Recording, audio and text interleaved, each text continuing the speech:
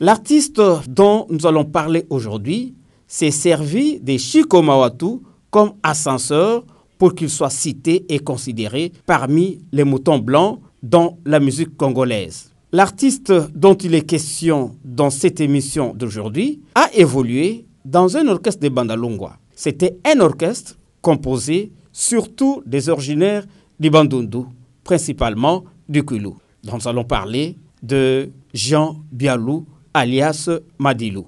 D'où lui est venu ce nom Madilou? Qui lui a collé ce nom Madilou? Comment est-il devenu aujourd'hui parmi les artistes et musiciens célèbres sur l'échiquier national et international? Nous allons le savoir aujourd'hui dans cette émission grâce à l'apport combien important de notre invité.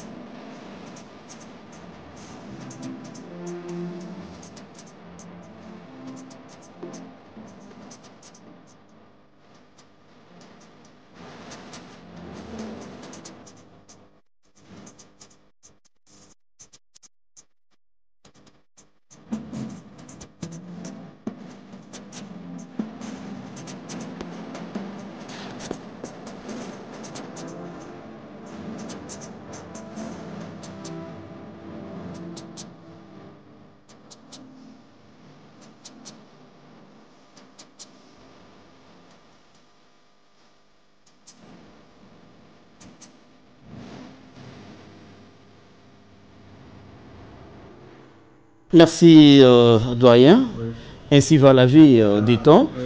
Bon, maintenant, parlons un peu de Madilou, de sa carrière, son véritable nom, d'où lui est venu ces penchants-là vers la musique. Comme vous êtes en train de vanter les artistes et musiciens qui ont étudié, quel genre d'études a-t-il fait? Parlons un peu de Madilou, doyen JP Omanga. Jean Bialou, de son vrai nom, est né à Kinshasa. Il a vécu simultanément à Kimbantseke, Ngiringiri et ensuite Bandal. C'est à Bandal qu'il prendra goût aux choses de la musique. À Bandal, il y avait un orchestre là qui s'appelait Simba Keje, vers les années 70, composé essentiellement des gens de Banoun, entre autres des gens du Kwilu. Lui, il était pratiquement l'Azorar, puisqu'il était le seul au Congo. Il est né d'un père de Kimvula, chez notre ami Ndabinina, Papa Bialou Kabawebala, et d'une maman originaire de Bandangungu, Ndibu, parenté à la femme de l'actuel héros musical Lutumbandu Manuel. La femme de Simaro est la tante maternelle de Madilou. C'est comme ça qu'il va avoir la facilité d'entrer dans l'Oke Jazz. Ça, on verra après. Alors, Madilou, en bon quinois, il était très bon joueur. Il a fait du bon football. On l'appelait à Bandal Essamba. Essamba, c'est le nom d'un joueur de l'île Motema Pembe qui avait précédé Kakoko au numéro 11. Il jouait très bien. Alors, Madilou aussi jouait très bien. On l'a surnommé Essamba à Bandal. Il sera enrôlé dans une équipe là de Yolo qui s'appelait Madolisano. Il deviendra plus tard FC Kalam, d'où viendront des gens comme les Kabongo et consorts. Et l'entraîneur de l'éducation physique n'était autre qu'un certain Shungu Wembadio. Papa Wemba était son entraîneur.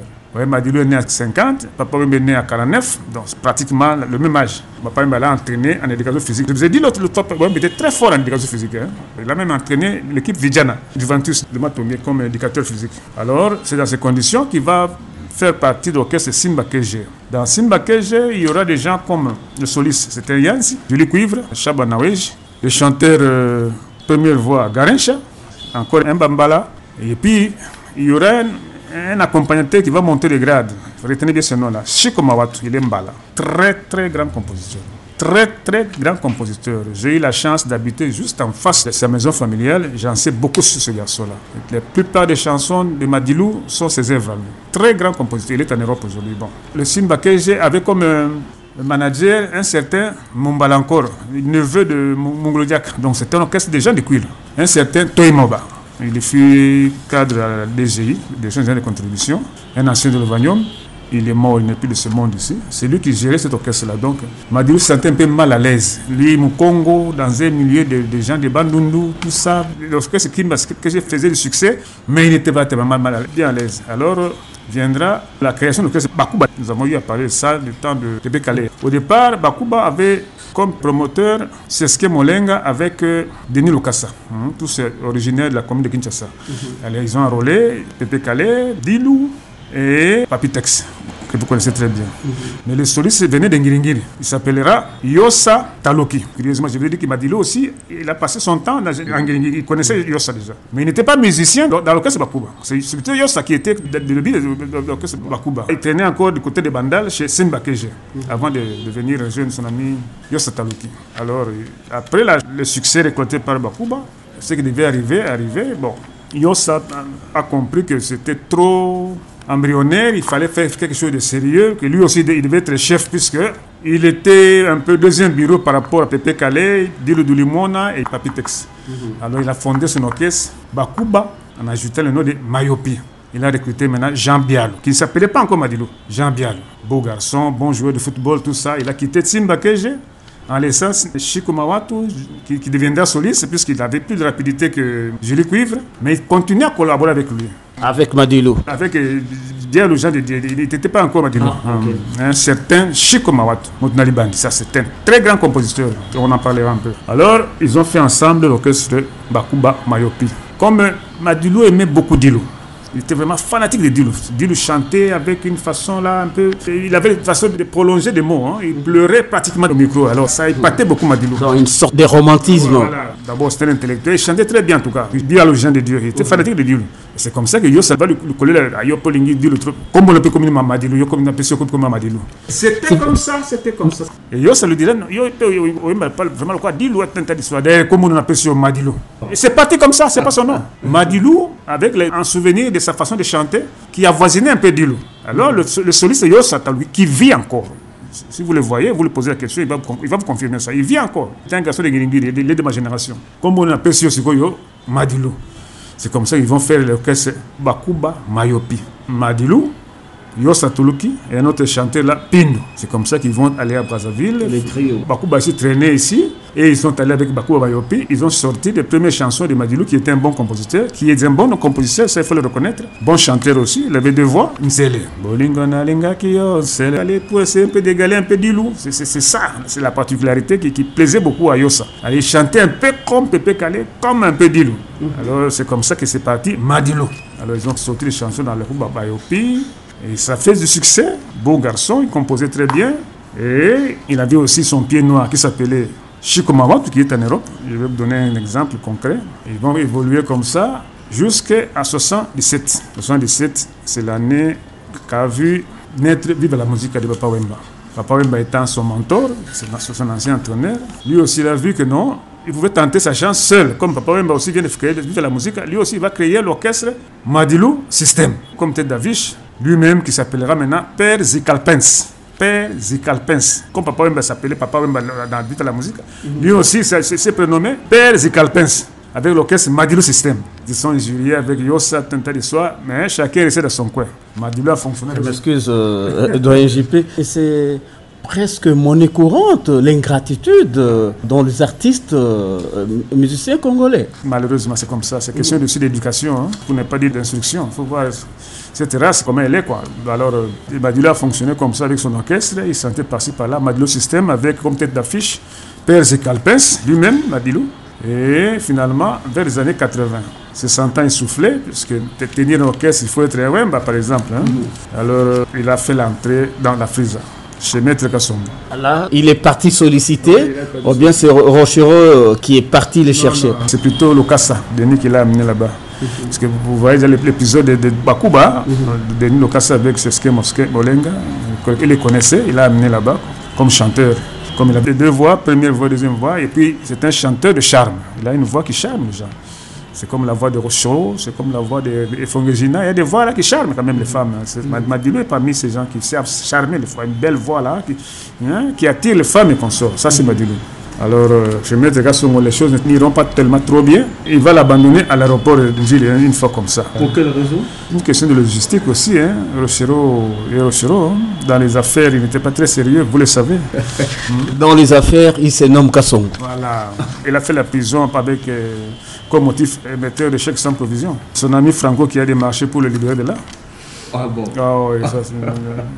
Une fois de retour à l'Olympia, il a déraillé complètement. Il ne voulait plus payer les dettes. C'est mon beau-frère, Maître Sab, qui était son avocat. Il ne payait pas d'ailleurs. Il ne l'a jamais payé jusqu'à la fin de sa vie. Il a envoyé de toutes les couleurs. Et heureusement qu'à l'époque, l'avocat général était un certain Nguelet. Il est de Kouil aussi. Nguelet intervenait, mais Rochereau était intraitable, enfin, entre parenthèses. C'est dans ces conditions, par manque d'un billet pour aller en Europe, il s'est retrouvé avec des billets en moins et il a laissé tomber Madilou. Mais cela pouvait se régler avant l'aéroport. Qu'est-ce que nous appelons Maître Kassongo? Il faut encore expliquer aux éditeurs ce que cela signifie. On n'a jamais été sérieux dans les affaires. Très moins sérieux, tout le monde le sait. Il va abandonner Madilou à l'aéroport. Madilou va tirer les diable par la queue, il n'avait plus d'autre choix. Il a végété. Alors, il s'est souvenu que sa tante maternelle n'est autre que la femme de Lutumba, Maman Kelani. C'est comme ça qu'il parle truchement de sa tante. Il va aborder Simaro et on va le faire entrer dans l'Oke Jazz comme réserviste, jusqu'à ce que l'étoile brillera à Bruxelles. Et vous connaissez la suite, comment Franco l'a récupéré pour chanter la chanson là. Non, et c'est parti comme ça. Comme il a une belle voix, il s'est charmé le mélomane, et voilà, le grand succès de Madilou.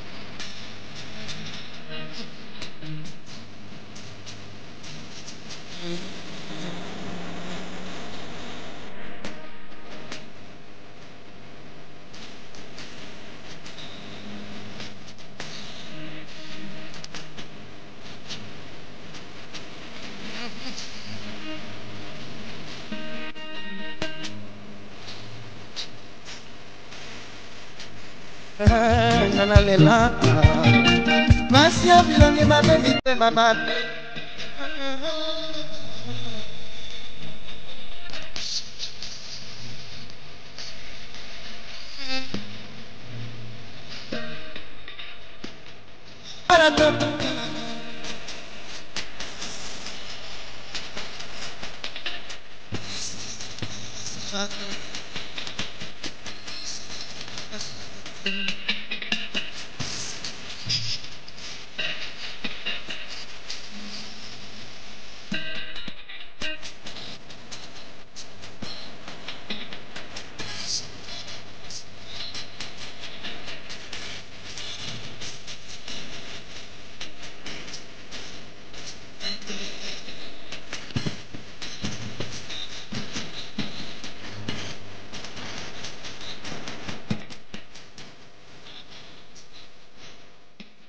Tenté dans l'Okidja, il a fait du succès jusqu'à la mort de Franco. Et la mort de Franco, vous savez ce qui s'est passé là-bas?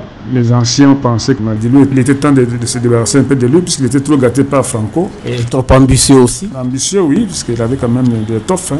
Alors, Madilou, il a tenté sa chance en essayant de voler de ses propres ailes. Et il a réussi, parce qu'à l'ombre de lui, il y avait un certain Chiko Mawatu Bombala. Moi, j'ai habité à Bandar Sikkim, du temps où j'étais chez Maman Moutou. Moi, je me suis à 152, je donne des références, hein, puisqu'il y en a qui vont crier et dire que ce n'est pas vrai. Chiko Mawatu était juste en face de moi, avenue Changa, Bandar Sikkim. C'était le siège de l'orchestre Simba que j'ai. Chiko Mawatu était en 154, donc il me connaissait très bien, connaissant aussi ma passion pour la musique. Alors, un jour, je m'apprêtais pour prendre vieille Fiat au service. Dans les années 1985, ce garçon a beaucoup fait pour Madilou. Chiko Mawatu, très bon compositeur. Il est en Europe, c'est un soliste. Alors je voulais sortir avec ma Fiat, il m'a dit viens, non. Parce que j'avais un magnéto dans la maison chez moi. Il avait sa guitare à main. Il dit en tout cas, Nzembo, yo l'air nyoso kimanga, so kei otiki. C'était 6h30 du matin. Là, je donne raison, parce qu'il y a des chansons qui viennent et qui disparaissent. Si vous n'avez pas un magnéto, ça part. C'est les gens comme les taboulés, ils savent comment régler ces problèmes avec Franco. Mais il y a des compositeurs en herbe, ils rêvent la nuit une chanson, il faut avoir un magnéto le matin pour concrétiser ça. Sinon, c'est parti. Il vient en tout cas, il y a un magnéto à 6h30, bon ça va, on va faire ça, comme ça je vais aller au travail. Nous sommes entrés au salon, j'ai ouvert le magnéto et il a commencé à chanter. Bolingo, somi, somida.